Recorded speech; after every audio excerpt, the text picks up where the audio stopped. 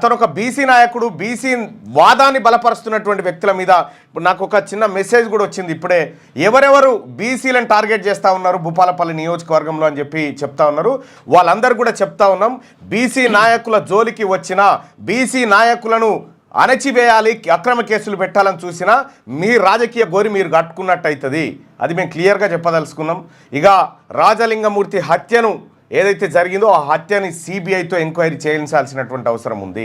ఎందుకంటే local ఎమ్మెల్యేనో local నాయకులు చెప్తే పోలీసులు వినేటువంటి అవకాశం ఉంటుంది. కాబట్టి విచారణలో పారదర్శక ఉండకపోవచ్చు. సిబిఐతో ఎంక్వైరీ జరిపించి రాజలింగమూర్తి హత్య వెనుక ఉన్నటువంటి అసలు నిజాలను బయటికి తీసుకురావాల్సినటువంటి అవసరం ఉంది.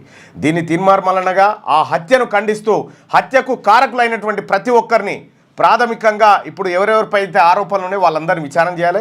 దీని వెనకాల కేసీఆర్ ఉన్నాడా, హరీష్ రావు ఉన్నాడా, గండ్ర వెంకటరమణారెడ్డి ఉన్నాడా, లేకపోతే ఇప్పుడున్నటువంటి నాయకులు ఎవరన్నా ఉన్నారా, వీటిని కూడా ఎంక్వైరీ చేయాల్సినటువంటి అవసరం ఎంతైనా ఉంది. రాజలింగమూర్తి హత్య ఇది ముమ్మాటికి కుట్రతో కూడినటువంటి హత్య అనేది అందరికి అర్థమవుతూనే ఉంది. సో ఇట్లా భూపాలపల్లిలో ఒక బీసీ నాయకుడి హత్యని మొత్తానికి పొట్టన పెట్టుకున్నారు. సో దాంట్లో ఎవరున్నా కూడా వదిలిపెట్టే ప్రసక్తే లేదు. ఖచ్చితంగా వాళ్ళకు శిక్ష పడాల్సిందే.